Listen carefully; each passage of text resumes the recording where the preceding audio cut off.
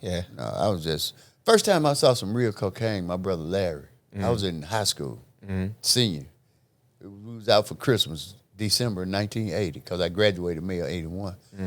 Larry came home he was stationed in the Air Force in Inglewood, California, at Langley Air Force Base or some shit like that. He came home. He had a bag like this, like that. He said, "Where I'm from, we call this four and a baby." I was like, "Four and a baby? What the hell?" He said, "It's four and a split." I'm like, "Shit, make it make sense, bro." Yeah. He said, "It's 4.5 ounces." I was like, "Damn, okay." He taught me how to weigh it. He taught me how the value of it and everything. Now, this 1981, mind you, crack hadn't hit the scene yet. We call it freebase. Freebase. He showed me how to cook it. Yeah. I'm in high school now. This is 1981. He showed me all that shit. We was freebasing, smoking on a glass bowl. It was just recreational. Yeah. There wasn't no, And then, like, when crack hit Bolivar in 1985, I was selling weed and powder. Then I became my biggest customer. What's up? This is the ChoppedByT podcast where we get real, raw, authentic conversations. I'm your host, T. And to the right of me, we got my uncle. Yeah. My Uncle Johny. What's going on? I'm good, man. Blessed. Man, Uncle, I want to jump right into it. A lot of people with you, and I don't know if you know this, I don't know if you ever heard the expression of like Northern Star, right? Have you ever heard of that? Who's your Northern Star? You're the person that I always look to for refuge or for my place to where I need to be. In the same way that our ancestors did with trying to find north. They looked at the Northern Star, and that's what you've always been for me. And I just want to say I appreciate you coming on. Hey, thank you, man. Thank you for having me. Yeah. I want to get right into it. Early on in your life, right? A lot of people talk about being poor. A lot of people talk about being poor, but it's levels to poor. Yeah, it is. And I'm privy to what your poor was because I've heard all the stories from my mother. Yeah, we came up hard, man. I wore a shirt Monday, Greg wore it Wednesday because Mama washed it Tuesday type of stuff. We was in different schools, so nobody never knew. I was always a couple of grades ahead of him. But, and when poor is when you take dinner would be biscuits with butter. And whatever season it was, we had that type of jelly. If it was pear season, we had preserves, blackberry season, plums, whatever. Yeah. Mom always had something. And she was the type to where she would make something out of nothing, man. Yeah. But we all was happy. And then our house was the house the whole neighborhood hung out at. Yeah, and it's so always she had been to like feed that. everybody's kids, Everybody, we going down the road with fucking biscuit and butter running all down the arm, but we was happy as hell. Yeah. And it was like that even with me coming up because I grew up in that exact same house, and it's the neighborhood home. It's always been like that for generations. Most definitely, Something that I never really hear any of y'all talk about because he passed way before I was born is my grandfather, your father. Yeah. What was he like? Freddie? Yeah. Freddie he was a arrogant man. Yeah. He wasn't too arrogant, but, he let you know how he felt. Daddy would always, he was always working, though. His motto was to take care of the house. That's a man's job. He did what he did, but Mama didn't ever lacking none. There was always food in the house. And when there wasn't no food in the house, Mama always made a way, but Daddy always made sure he paid the bills. I can't ever remember us going without lights. When we moved in the house with lights, I can't ever remember a time the lights got cut off or none of that. But now he had a wild hair too. Yeah. He was a ladies' man. But my mama, she put up with all that shit. Yeah, more like a Rolling Stone type of guy. guy. Yeah. He was real. He was a rolling wheel. He wasn't no stone. Dad wasn't no stone, bro. Yeah, He's a wheel. Yeah. But he was just Freddie Cross, little man, standing about 5'5", 5'6". But he was a mechanic. He always he fixed cars and shit, He always was a hustler. He was selling scrap iron. He always did something. Yeah, he was always on the move, man. Yeah. I think I take a lot of my daddy's traits. I can't sit still. Yeah. If something not right, if my money ain't up, I'm pacing the floor. Or something worrying me, I'm gonna figure it out. But as I got older, man, I learned to stop looking at shit the way I want it to be and start looking at it the way it really was, and then work on a solution to the problem if it was a problem, or try to catch it before it became a problem. You know, but growing up, like, we always were disciplined. Mama didn't play that. Yeah. You know, like your mama was my mama 15 years before my mama passed. Because mama used to tell me and Greg we could do something, go somewhere. Shirley said, no, it was over with. No more, no discussion, no, I don't give a damn what mama said type of shit. So that's how we came up. You know, we wasn't bad kids. I just started getting into trouble, man. I was about 30 years old. Yeah. So I want to go back to that because I only knew my mother, right, as, 50-some-year-old. Because she had me when she was 43. By the time my last memory, my earliest memories is 7 years old or 6 years old, maybe even around 5 years old, because I remember Grandma good. Yeah. Grandma passed away when I was 7. I remember her real good. Some of my earlier memories of my mama, really when I think earlier memories, I mostly remember Grandma, if I'm being honest with you. Yeah, because your mama worked all the time. She worked all the time. Yeah. And when I started to remember Mama, I said I was probably around about 7 years old after Grandma passed. So what was my mama like coming up early on? Shirley always been, she was just Shirley. Yeah. Shit, I mean, she gonna tell you what's on her mind. She gonna speak her mind. You do some shit she don't agree with, she gonna let you know. Yeah. That shit ain't right with, or she gonna get on you. She gonna ride you, you know what I'm saying? But see, back then, coming up, we needed that type of shit. If we at the neighbor's house showing out, we got our ass whooped. Yeah. By the neighbor. By the neighbor. Then when we got home, we got another ass whooping for showing out at the neighbor's house. So, that's the way it was. And like I said, with Shirley, like Louise and Lois, all my sisters, they always arrogant. They were bold. You couldn't talk crazy to them or none of that because they didn't play that. Yeah. Your mama cuss you out now. So yeah. You can imagine how she was back 30 years ago when she was younger. Be ready to scrap. Yeah. But yeah, they all like that though. Louise, she wouldn't do too much, but she would talk her shit. She make you think she'd do something. You know what I'm saying? Yeah. And Lois was a scrapper. Rhonda, Lisa was like Louise.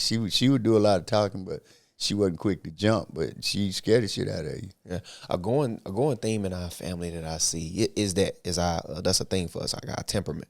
Yeah, a lot of people kind of know us for like not having such a great temperament at times. Well, I mean, that come from mama and daddy. That's some generational shit that got handed down. Because my daddy used to tell her, boy, you be a man before you be anything, even if it mean death. Yeah. Mama used to say, if somebody hit you, you better hit them back. Yeah. Type of stuff, So, but my mama also taught me that, like I said, don't worry about things you got no control over. And that's what the next person say, think, or do. You got no control over that. So why would you let it get you off your square? Yeah, yeah. And then as I got older, I'd realize because, he called me this, or he called me that, or he did that, or he did this. And then I realized the problem come in is how I react to what this next person done told me or did or whatever. So I had to learn that, man. Like I said, coming up, I was always the wild one. I was the daredevil type of shit. Wasn't scared to jump off a 30-foot mountain, not knowing I could have jammed my leg bones up in my rib cage. We didn't think about no shit like that back then. Yeah. I mean, we be running and cut our foot open, bro. Need 20 stitches. We'll pack it full of dirt and keep right on playing type of shit. That's how we came up. Because it wasn't just, I guess you could say it was a hard life because we didn't have all the shit like the Nintendo. The luxury shit. Yeah, we didn't have none of that shit. We go out and put some dirt in a tie and roll that motherfucker and have a ball with it type of shit. Or like my mama never would buy us BB guns. Yeah. Me and Greg always wanted BB guns. No, because but first BB gun she bought my oldest brother Junior who passed. She bought Junior BB gun. He shot Shark Dog in the eye with it.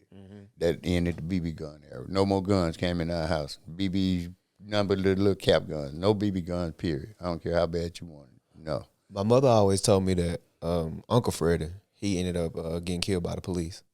Well, he was in a car wreck. They said the police was chasing him. Caused a car wreck. Yeah, they was chasing him. Him and his best friend name was Eddie Ray Bolden.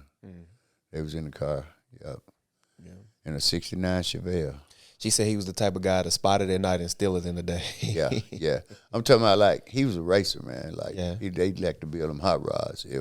If you beat him that Saturday morning, He gonna bring the car home, pull it out. He gonna work on the motor. He gonna do something, put it back in. He gonna be looking for you that Saturday evening, that Saturday night. You gonna have to race him again, type of stuff. Yeah, he stayed hiding the car behind the house though. Yeah, him and Eddie Ray, they would do something, man. They were bold. Yeah, but he was scared of cats. Scared of cats as a grown man. That's Sunshine and Pam's daddy. He was scared of cats, man. I remember that about him. A big remember I have of him. I got a scar in the back of my head. We was having a dirt war. You know, with the dirt clogs when they doze you. And Larry threw a clog of dirt, and I'm standing there looking at it. All I had to do was stand still, and the clog of dirt would have went over my head. But I'm looking up at it. It looked like it's coming straight down off me. So I turned around and took off running, and it hit me dead in the back of my head, man. I had to have about like 10 stitches. My brother Junior was the one that took me to the doctor because we didn't have no hospital. We had a doctor's office. And that's what that's the memory I have of him when he took me to the doctor. I remember he was cussing all the way to the hospital. Got Larry telling Larry he know better and shit. But, you know, we was playing. That's how we played, bro, because that's what we had to play with. We didn't, you know, it like I said, it was a hard life. We didn't have a lot of luxury. I remember Uncle Robert used to ride by and throw a bag of vanilla wafer cookies out the window and keep, you know, never slow down. He just ride by and sing them motherfucker and keep right on going, you know. But that was the good days for us, man. It was cool. Yeah. You know, we didn't do a lot of fighting, Mama. But if we got to fighting, like our little neighbors up the street, Stevie and Earl McClellan and the McKinney boys, Duke and Lily, you know, we always the same age. But if we get to fight, we come home, we had to go back and fight. Yeah. Because Mama would be like, what you doing at home? Yeah, be fight. She'd get your ass back out there and fight. Nah, Mama, he bigger than me. I'll get your ass back out there and fight. Shout Dog, he used to be, when he came home from Vietnam, Shout Dog was wild, man. He make us fight. Yeah. Him and they make us fight, bro. We had me and Greg, they would make us fight. Even though we didn't really want to, we had to. Yeah. And it just trickled down in the generation because that's what Burgess was for us. Yeah. You know, just make you fight, just man. Make you fight. I mean, shit, you ain't scared of that nigga, man. He gonna beat my ass. I don't care. Yep. It's not a problem when you get whooped, you win or lose. The problem is you fought. Yeah. So, but you know, it was good. Like I said, we had a good time. I tell him that, there's no run in me. I've never been able to run from anything. No. My mama would. I'm gonna run into your ass. Same thing. Mom would tell me like, you know, she'll look at me. What's wrong? You been fighting, huh? Yeah, Mom. Well, did you win? Yeah. Like, it was never like I never got, you know, chastised for fighting because that's something they distilled in us, bro. And, you know, shit. Like I tell Daddy, said you be a man before you be anything. What about the Uncle Greg? Because he's always been so. Greg is sensitive, soft-hearted, man. Yeah, he ain't a roughneck like me. You think it had something to do with him getting ran over? I know Granddaddy ran him over. Yeah, we used to jump on the back of the truck and Daddy back out of the driveway. We would ride the truck, and one day we was on the back of the truck, and Greg was standing on the back. And Mama came to the door and said something to Daddy, and he stopped. So Greg thought when the truck stopped, it was time to jump off. And when Greg jumped off, Daddy bagged up and bagged over him. Yeah, he wore a bandage on his head for a long time. He got the scar. You know, I think I don't know if that has anything to do with what comes from the heart. Yeah. His heart, his head was damaged, not his heart. His heart, yeah. You know, so he just was always the timid one. Yeah, even before that. Yeah, Johnny man, don't, you know, he was little. Don't do this, don't do that. Now, I remember once we were little. Do that shit. Yeah, I'm gonna shit. We were little, man, and we used to watch the wrestle. Back to Daddy, if you tell Daddy the wrestle was fake, he'd get up and punch you in your damn chest. Is that fake? You know, I'm talking about really punch your ass, like boom. Yeah. Is that fake? No, damn, Dad. But Greg, he's the type to where, you know, he would always be sensitive. Well, you know, like we used to be out, they used to call us the Duke Boys. Mama gave us a car. I had a summer job. Greg was 14. I had a summer job. I was 16. We had a car, a 77 Cordova. The transmission had went out in it. Then we had another car Mama bought, and the transmission went out in that one.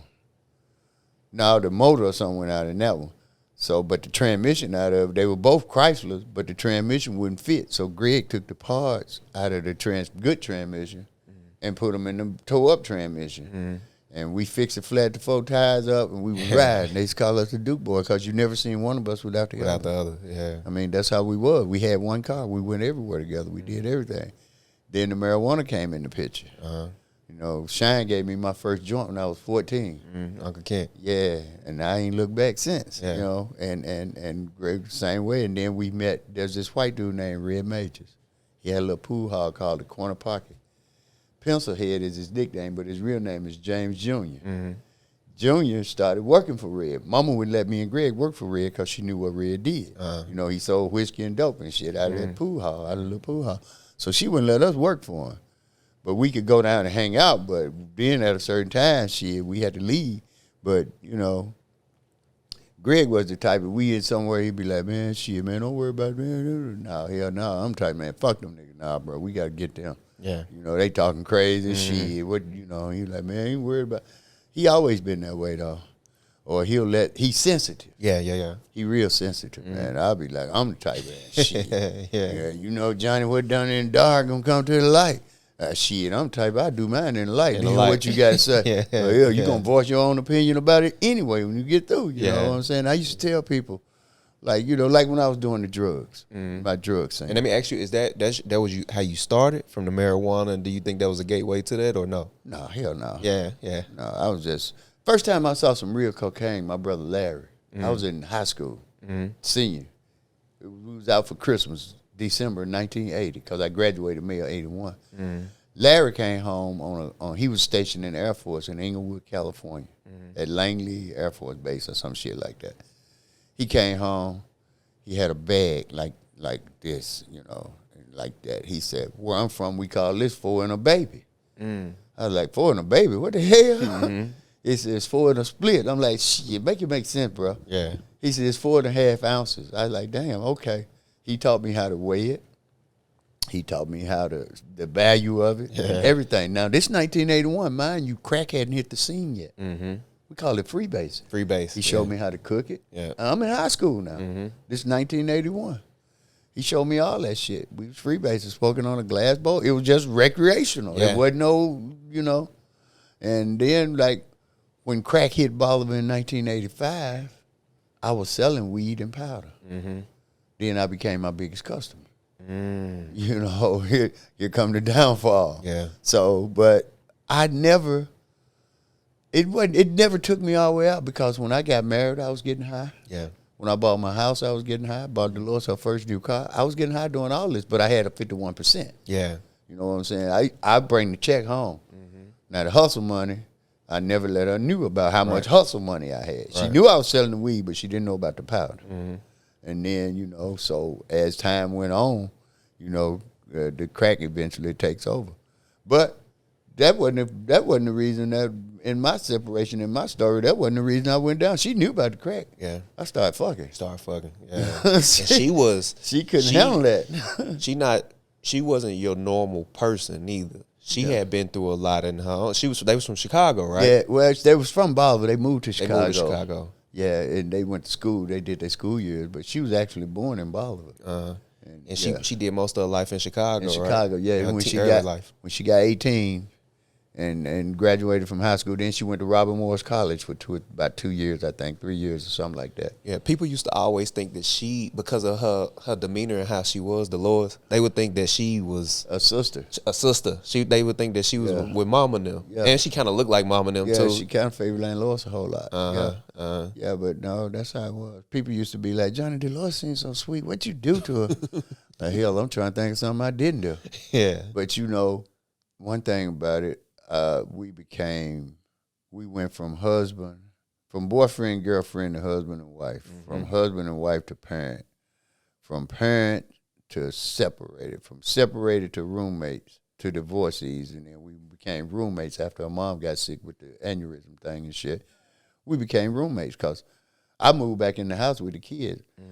And she was staying over her mom, but she would come through the week, and then Irene would come down on weekends, so she'd come home on the weekends and shit, you know. So it was like, you know, I mean, everything was cool. She let me run wild for 11 years. Yeah. 11 years. Like I told motherfucker, only God can give you a second chance to make a first impression. Yeah. You know, and I got that. I was blessed enough to get that. Like I said, we met in 1985, got divorced in 1997, got back together in 2008. I put a ring back on her finger in 2009. And she was with me till she left me in 2015. Yeah. So, you know, everything happens for a reason. And I was kind of there, but I wasn't privy to the what was going on the inside of y'all relationship. But it always seemed like y'all was together because I was always over there anyway. Yeah, I mean, we were separated during them 11 years. I could get anything from him. It's like, oh, you can come anytime. Yeah, anytime. Look, I'd be out on one of them crack binges, and I'm trying to get to the country. Cause when I want some rest, I go to the country. Shirley go make sure I ate, make sure I lay my ass down, resting and all that. I'd knock on her door at 3:30 in the morning. I'd be like, baby, I'm trying to get to the country. Can you come give me a ride? She like, can't you see I got company? I'd be like, hell, tell him to come take me in. Shit. And a couple times she did. Look, go take him out, okay? Yeah. You know, that was an awkward moment, but not for me because I'm steady talking shit. He just looking at me right crazy and shit. Like, man, you know.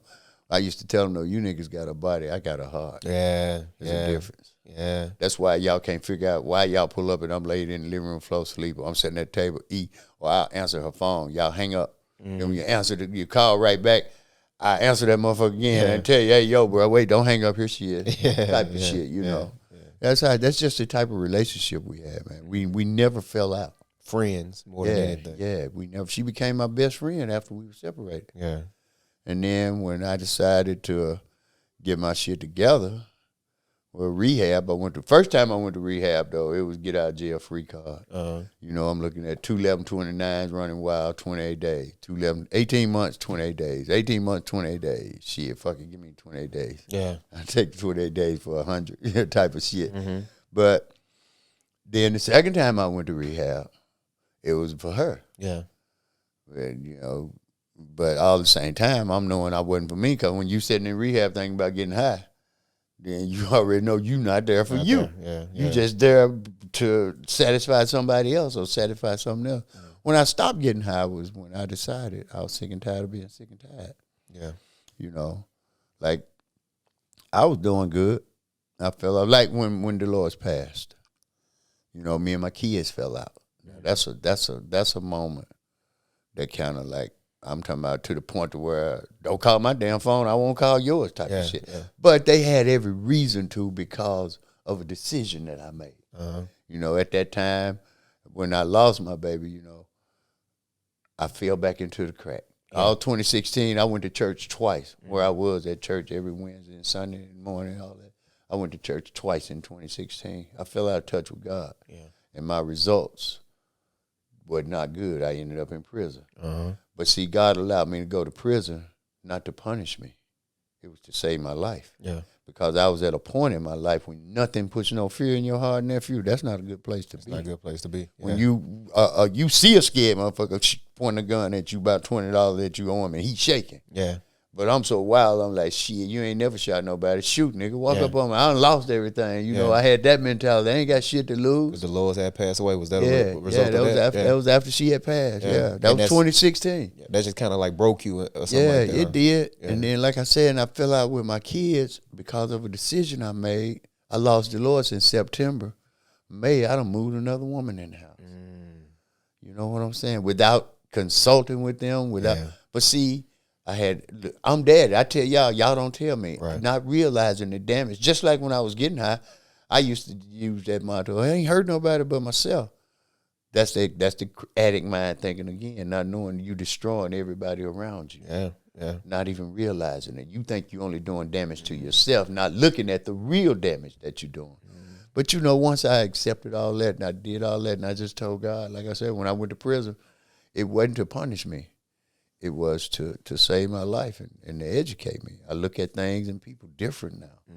You know, I look at the same shit I saw 10 years ago, and I see it totally different. Yeah. You know, take a lot of people, they wouldn't understand that. They'll be like, what the hell are you talking about? I'm like, shit. When you realize you can't see the forest for the trees, but when you realize they both just wood, you'll know. You understand. You understand, man. And that's where I was. That's where I'm at. You know, and now, where I am now, I learned a lot in prison. In prison, I got my CDLs. How you do that? All I have to do is take my certificate and $100 and go to one of these truck driving schools and present it and pay the $100, and they'll have to give me my driver's test. But hell, I'm 60 years old. I ain't trying to get behind the damn wheel. Fuck that truck. And I got my OSHA, 30-hour OSHA, and 10-hour OSHA. You know, one of my partners was like, man, well, you know, you can go around to different plants and to get paid just for doing that safety shit type of shit. And they make good money. I was like, no, I did that. I took my stock market course. I got my forklift license. I got my industrial maintenance license. You know, I got all that shit. I was just in there, man, doing shit like them youngsters. I went to work. I got up every morning at 5:30 to be at work at 6:30 for 23 cents an hour. Yeah. Working an 8-hour shift for 23 cents an hour. But the youngsters used to be like, damn, OG, you going in there slaving for them white folk for them pennies? I was like, no, I'm going there to get away from wild motherfucking shit. Hell no. You know, y'all on the same shit every day. Then when store day come around, man, OG, you got to borrow soap. But I always took care of anybody because, like, in the feds, see, I went to the feds. I didn't go to state on my robbery shit. That's, like I said, that happened in 2016. Yeah. You know, let me jump back. In 2016, that happened because that's why I was at that point where I didn't give a damn about nothing and nobody. Yeah. You know, it's like I had death on me, and God just wouldn't allow me to die. Just wouldn't let you die. He wouldn't grant me my wish. Yeah. So I just feel like, you know, damn, what's my reason then, Lord? What's my purpose? That's what I asked myself when I was in prison. You know, what's my purpose? And you know, it got to the point they tried to make me shot caller for the South Car at the compound I was in and all that. I was like, look, I didn't come in here to raise no grown niggas. Yeah. I came in here to do my time and to find me. I ain't got time for you. I got left hand full with Johny, right hand full with Cross, and Jay in the middle. Jay is my company name. That's Jamon, Aquila, Year, and Elijah. Yeah. They're my kids. Yeah. Now, Elijah, everybody said, that. No, he's not my biological son. No. But hell, I've been in his life ever since he's 3 months old. Yeah, yeah. You know? So now, even to this day now, up until now, I'm still in his life. Cause he'll call me in a minute, man. How I do this, which that makes me feel good that he looks up to me that way. You know, knowing that I'm not his biological father, but I get the same respect from him, and I give him the same respect. You know, with me and all my children. Like I said, when I fell out with him, was because of that dumbass decision that I made. Yeah. You know, they used to tell me, Daddy, Mom is so disappointed in you right now. If she here, you know she slapped the hell out of you. I'd be like, yeah, she probably would. Yeah. And that was crazy, though, man. I mean, I think back to a lot of times. Like, I miss her. I miss her now. Sometimes I feel her presence and shit, man. Motherfuckers think I be crazy, but nah. I mean, but like when it come to death, the only way our loved ones die, man, is we forget them here and here. Yeah. As long as we keep them in our heart and on our mind, man, they ain't gonna never die. Because every time I want to see her, I think about her, man. I just close my eye and think about the last time I made her laugh. Last time we went out, the last argument we had. Yeah. Little shit like that, man. I keep it fresh. I had a female told me one time, you got to let that go because you ain't going to never move on. Shit. I ain't going to move on with you no damn way. Shit, and I'm moving just fine. That's what keeps me moving. Yeah. Because I want to make her proud of me.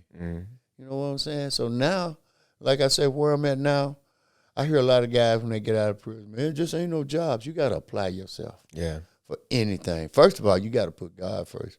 Because, see, when you fall out of touch with him, shit's starting to happen. Like I said, in 2016, I went to church 2 times, bro, and ended up going to prison. Yeah. And been taking penitentiary chances all my life. All my life. When I say all my life, I mean all my life. I've been with the shit. Yeah, so some of my earliest memories, I was gonna say that earlier, is I can remember mom and them hiding you out back in the back when the police was looking for you and stuff like that. I've been with the shit, bro. Yeah. But you know, once you wisdom comes with age. Yeah. But it ain't for everybody. You know, some people, man, I mean, knowledge is power. Right. That's why I tell youngsters, I tell my grandkids, educate yourself. Yeah. Don't take nobody's word for nothing. Do the research. Look it up for yourself. You don't have to take my word for it. You know, just look it up for yourself. That way you'll know. Go off of facts, not hearsay, not circumstantial shit. Facts. That's why I tell somebody, if I bet my money, I only bet on the sure thing. Yeah. Something that I know and I can prove what I'm saying or whatever. You know, I'll bet everything I got on something like that. Yeah. But just to think you might do something or suspect you might, I can't bet on that because I don't know. You know, and then the word tell you don't put your trust in man because man gonna let you down. Every time. You got to put your trust in God, man. Most definitely, you know, and I had to do that, man. I always known of God because Mama made us. We just had to walk down to Oak Hill Church. We had to go to church on Wednesdays and Sundays. We had to. Wasn't no if and wasn't no skipping. Wasn't no I don't feel like it. Yeah. None of that. Yeah. You gonna get your ass up. You going to church. Only way you could get out of going to church on Sunday morning, it was raining. Yeah. Then Daddy might pull up, but he always had a truck. So then, you know, we could get out of church when it was raining. But other than that, you had to take your ass to church. Yeah. Wasn't no skipping, man. None of that. Let me ask you about your time in prison. So you went to federal prison, you know, on the what was it, armed robbery charges? Yeah. They was trying to give me 17 years, nephew. See, the feds stack everything. They was trying to give me 5 years for the robbery, 5 years for the conspiracy, 7 years for the gun. But after my co-defendants that told it, you know, one said, yeah, that's me with the gun, that's Johnny getting the money. So that cleared me of the gun. They dropped the 924G, what they call it. Then the phone records, they had about 32 pages of phone records, conversations, text messages, calls, all that shit. My phone number wasn't on there, one of their phones, and then one of their phone numbers was in my phone. That was just shit they had going on with each other because they were grouped up or whatever. And so, like I told my lawyer, man, how can I conspire with somebody I didn't meet till I got to jail? Yeah. You know, they walk up, like one of them walked up to me, so you OG Johnny Hunter? Yeah, who are you? I'm on the case with you. You is. Yeah. Who the hell are you? You know, that's when I met Janelle and I met Zeke and shit, but until I got to jail. But, you know, but with the feds, they stacked everything. Then my lawyer, see, God been with me all my life. Trust me, I know. All my life. I've been privy to a lot of your life. I got a lawyer from the Cochran firm. When we was all sitting in a little pen and the lawyers come in there, I told me and Eddie, we're sitting side by side. One of your co-defendants. Yeah, we were sitting side by side. I was like, Eddie, I hope I get that lawyer right there. He like, why? I said, shit, look at that old leather-ass briefcase he got. That motherfucker look like it's about 50 years old. And it's just scarred up, but it ain't ragged. Yeah. And I said, look at his shoes. They hand-stitched. He got hand-stitched soles. Yeah. That motherfucker got money. Yeah. And true enough, man, when he walked up, it was an old man and him walking out. I was like, damn, man, I'll probably get this old motherfucker. Looked like he barely could walk and shit. Eddie got him. Yeah. The other dude said, Johnny Cross. I stepped to the bars. I was like, that's me. He said, hi, Mr. Cross. My name is Howard Mantis. I'm with the Cochran firm. I said, the Cochran firm? I like, OJ. He said, yeah, the same firm. I said, well, y'all got OJ off and everybody know he did it. What's up? What's my chances? He said, Mr. Cross, are you delusional? I said, I don't know what delusional mean. He said, are you insane? I said, sometimes. Yeah, I get a little crazy, man. I said, but no, seriously though, he said, I'm your attorney. And he said, this must be your lucky day because you my bono case, my pro bono case. I said, now what that is? He said, as a paid attorney, we have to take one free case a year to keep our record, keep our license valid. Now that's God. Yeah. And he said, because my rates are $1,100 an hour, Mr. Cross. Could you afford that? I don't know. I might have to do 3 or 4 more robberies. You know, he was joking. He said, I see you have a sense of humor. He said, but that's a good thing in this situation. But yeah, he got me. The first thing he told me, he said, I'm going to try to get you a bond or I'm going to get you moved to Mason because my office is in Memphis and you 4.5 hours away from me one way.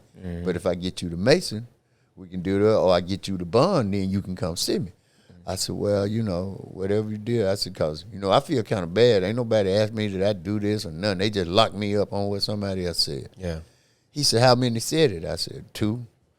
He said, well, damn, if it was 1, we could probably just put him on the stand and attack his credibility, and we could beat this. I was like, but now if I don't beat this, man, they offered me 17, and then if I don't beat him, then they throw my pass back in there and shit. I'm looking at 22 years, man. I'm 50. At that time, I was 53 years old. I can't do no 22 years. Yeah. So he was like, no, we're not going to do that, Mr. Cross. So anyway, and then niggas talk, oh, the only way you going to get a bond with the Fed, man, you got to cooperate. You going to have to tell something. Yeah. Like, what the fuck I got to tell? Hell, they already done told it on their self. Yep. They told it on their damn self, so I ain't, you know. But he didn't, man. That's just one day. It was January 19th, 2021. They called me, Cross, you got court. I'm like, man, got court for what? What the hell is it now? And when I got to court, they took me. Then I was like, Scooby, get up, man. I mean, Janelle, get up, man. They said we got court. They're like, no, just you, Cross. I was like, damn. So I went to court, man. When he got there, he said, I got some good news, Mr. Cross. He said, I got you a bond. I was like, for real? I said, how much I got to pay so I can call my daughter to come get me? He said, you don't have to pay nothing. It's a signature bond. All I had to, now, he said, there are some restrictions you have to do. And I was like, all right, that's cool, man. Shit. And I went before the judge, and he granted me a bond, man. Yeah. And then when I got back to the party, I told, man, I just got bonded, bro. Everybody was like, man, who you tell it on? Who you tell on? Nigga, shh. Yeah. What I look like tell it on somebody? They already done told it on themselves. Yeah. Yeah. So I ain't even never speak on that, man. I ain't never say nothing, you know, cause snitches get ditched, bro. Yeah. Like my lawyer, like, now, you know that I got you in the bed for 5 now. I mean, you know, we might can get that down to 24. I was like, how we gonna do that? He was like, you know, just cooperate. Man, I'm not going up in no facility with the label. My paperwork ain't right. Yeah, if your paperwork ain't right, I'm not doing that. That'd be a long 24 months. I mean, they give me my 5, that's what the hell I'm gonna take. So I signed for 60 months for aiding and abetting. That's all they could give me, because he got the conspiracy dropped and he got the gun charge dropped. Yeah. So I did the aiding and abetting. And then God's still working with me, because I was getting up going to work for that 23 cents an hour. It got 9 months knocked off my sentence. You know, I was supposed to do 51 months. I only did 37. Yeah. So, you know, that was God's still with me. I got all my certificates. I can go in any factory. I can take my paperwork and go in any factory in Murfreesboro and get a job. Yeah, you did. You had good time. 3 or 4 different departments, whatever. I can go to maintenance, I can go to safety, I can go to fucking human resources. I took all that shit, man. Yeah. You know? You had a good time. You did your time was done constructively. Yeah. I had said that when I left. I told Queen, I remember. I'm finna go to college for 4 years. Yeah, that's what you told me before you left. I'm finna go to college, man. I'm terrible. I'm going to college because I'm gonna learn. When I found out they had college courses and shit, but all that's just bullshit. The BOP, Federal Bureau of Prisons, is just a money racket, bro. Oh, yeah. It's a business. It's $1 billion industry, warehousing bodies. Yep. Because that's all they doing. Yep. They'll make up some shit on your ass like, we got offering all these courses. That's just to keep them government grants coming. Yep. Like, we had a course in our prison, GBT. Region would come in every 3 months and do their little inspection. 2 days before Region come, they would go in the little GBT building, take about 5 inmates in there and let them saw some wood, put some dust on the floor type of shit. And then Region come through, they be in there like they working. They write their little report up. Then 2 days after Region gone, that motherfucker locked back down again. And that's just so he can continue to get that $300,000 every quarter. Yeah. That's every quarter. Every quarter. Yeah. Now, that's $1.2 million a year. That's just one organization, motherfucker, man. Of hundreds of organizations that they already got, right? That's like the RDAP shit. Residential Drug Program. Now, they teach you rational thinking. Now, I'm sitting here beside a man that's got titties, wearing bra and panties and women's shoes. But they tell me, they kicked me out the program because I wouldn't dress him as her or she. By his pronoun. I'm like, hell, y'all the one need the rational thinking, because I don't give a damn because he got on bra and panties and eyes shouting and got his hair in 2 ponytails. That's still a motherfucking man. Yeah. Well, if you're not going to abide, you're hurting her feelings, Mr. Cross. I don't give a damn about his feelings. That's a he. That's not a she. He got the same motherfucking thing I got. Yeah. But they were like, no, you going to have to get with the program, Mr. Cross. So I excused myself. Yeah, and they well protected in there. If you touch one of them, that's hate crime, right? Most definitely. And a lot of them know it. Yeah. They'll start some shit with you and then run straight to the lieutenant. Yeah. And there your ass go. Yeah. Well, he told me I had a fat ass. He this and that with me. And here they come, bro. Yeah. SIS. That's Special Investigative Service. That's the feds in the feds. The SIS. When SIS come at your ass, it's serious. Yeah. Pretty serious. Yeah. And because of training done said you pull your dick out on him, or you told him you want to hit him or some shit like that. You know, that shit's so crazy, man. It really is. But But I noticed something about that shit now. Everything that's an abomination to God, bro, the world is glorifying it. Mm. When we were coming up, bro, we didn't see no men kissing on TV. We didn't see men interacting on TV no kind of way. Mm-hmm. On no commercial, no show, no none of that. Mm-hmm. Now, it's everybody. It's the new normal. I don't give a damn about that. It ain't. But like I said, in prison, everything, man, it's a world within itself. You don't go nowhere by yourself. You always take somebody with you. Because it's always somebody up to something. You walking down the hall with your commissary bag by yourself, motherfucker approach you. Let me get that bag. He won't be hostile or nothing, but he'll be dead serious. Yeah. You know, he'll be like, man, get the fuck away, man. I ain't getting you shit. And next thing you know, this nigga done nodded his head. 2 motherfuckers run up behind you. One of them hitting you in the back of the head with the sock and the lock nut and stabbing you while he get your bag and walk off. Yeah. Shit, bro. Yeah. You seen all type of shit. You don't go to shower. You don't wear your shower shoes in the unit. You always keep your boots on, your gym shoes, because it's a possibility something could pop off at any time. Yeah. And you might have a knucklehead in your car that's been doing some bullshit and got drama and beef with another car, and then, you know, because, like, they don't, whether you know him or not, whether he from Tennessee or he from Nashville or he Tennessee squad, man, then they going to say them Tennessee niggas. Yeah. So that makes everybody from Tennessee a target. So, you know, and cars are separated by state. Yeah, by your people state. listening. Yeah, you got the north, south, you know what I'm saying, east, west. It was, like I said, man, it's just a world within itself. Yeah. It was an experience for me. I learned a lot about myself and people. You know, and then they had us where I was. We were 3 men to a cell. Yeah. Can you imagine 3 grown men in a damn 8x12 cell? Can't. 2 bunks going this way and 1 bunk going that way between the 2 bunks type of shit, man. But, you know, you put dogs in a pen, eventually they're going to fight. They're going to end up fighting. Yeah. But, you know, I just try to keep the peace, man. I maintain. That's why I didn't want to be no shot caller. I didn't want to be none of that. I came in here, you know. I was in my unit. I was shot caller in my unit. But for the South Car, you know, we had some youngsters come in there, man. They be like, man, you ain't gay if you get your dick sucked. Crazy. The fuck? Yes, you is, crazy. nigga. The fuck you yes, is. you is.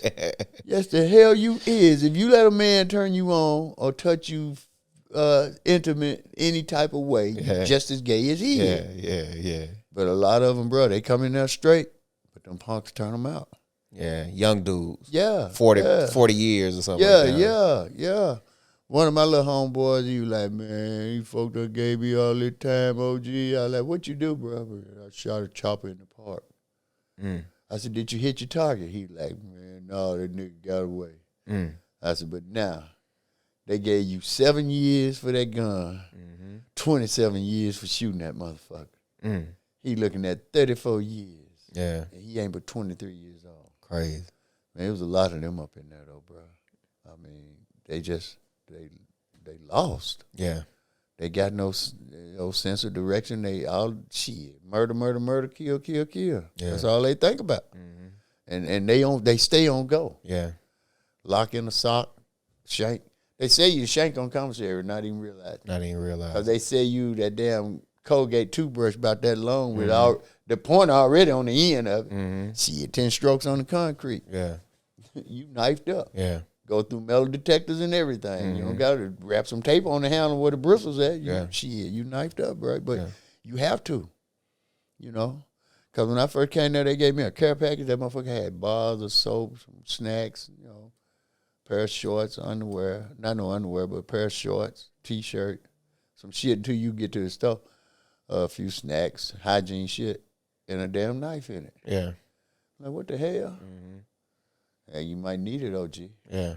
You know, you can walk by, and then they had rules. You walk by, you never look in another motherfucking cell. You never go in another cell without permission. Yeah. You know, all type of shit. Yeah. It was crazy, though. It was cool. Yeah. I mean, it was, like I said, it was a learning experience. You know, I had to find myself in there. Yeah. And then it was an experience for me. Yeah. Now I know how to treat people. I already knew how to treat people, but some people, ignorance. Yeah. You can't fix ignorance and you can't correct stupidity. Right. You have to learn how to deal with it. You know, so that's what, because you're going to meet it. It's all in there. Yeah. Every race, every, you know, it's crazy, man. But you see how all races stick together. Yeah. You know, like we had an epidemic with the deuce. Deuce is a drug. It's paper. And they smoke it. But it takes you to a whole nother level. It takes you to a whole nother world. Yeah. It's like acid or some type of shit. And it got so bad in there, they just started letting each car patrol your own people. Yeah. You know, you got somebody in your car and they running out in the hall, wigging out, trying to whoop an officer or just, you know, doing stupid shit. Niggas jumping off the tiers thinking they could fly. My silly one day incident, I was in the shower with my little homies run down. Man, OG fight, man. But I'm in the shower. So they come down, you know what I'm saying? Because the curtain was up. When the curtain up, you don't go in that cell, you know. But anyway, they thought me and my celly was in there fighting. So they went up in there. I was in the shower. I'm like, man, get back. I get out of the shower. My celly done hit the deuce. Done throwed everything out of his locker. He laying on my bunk, shirt ripped open. He done fucking soda cans, sodas every fucking where. Yeah. I was like, damn, bro. Oh, gee, I whooped that bitch. It's a hallucinogenic drug. You whooped who, bro? Yeah. I whooped that bitch, man. I told her I was going to beat her ass. But that's how, when you hit that, you hit the shit, I see whatever on a motherfucker's mind, that's where it takes That's where it take them. Yeah. I was like, nah, I'm scared of that. But look, man, you here now. And yeah, man, God is good, bro, because now, you know, I just got my own spot. My daughter like, Dad, I found a house with a basement, and, you know, the basement is like 2 bedrooms and a bathroom and a living room and a kitchen. I told her, baby, I appreciate it. But it's time for Daddy to go. Yeah. I need my own space now. But don't get me wrong. I appreciate everything you done for me. While I was locked up, she was there. My kids were there. You know, I didn't have to depend on nobody else. But, you know, I got them went to work anyway. And plus, before I went to prison, I took money with me because I worked 2 jobs, man, for like about 7 months. Because I didn't want to be that guy. Can you send me $20 to get some soap? I didn't want to be that guy. Yeah. You know, not knowing where I was going or where I would be. You know, with the feds, you might be 2,000 miles from home and shit, man. So, no visitations. I didn't want no visitation, though. Yeah. Like, let me, shit, because that shit hurt when they leave. Yeah. And you was short anyway. You was short. So. Yeah, but it's good, man. Life is good now. Yeah. Unc, I'm proud of you. It's good. It's always good to sit down and talk to you. Been that way since I was a kid. I appreciate you coming on the show. Yeah, man. Glad you have me. Man. Oh, yeah. 100%. If you're watching right now, I need you to like, comment, subscribe, share. Go buy the merch. You know the website, www.ChoppedByTpodcast.com. Yeah. Listen, thank you for all the support y'all been giving me up until this point. I'm truly appreciative of all of that. This is the ChoppedByT podcast where we get real, raw, authentic conversations. Until next time. Next out.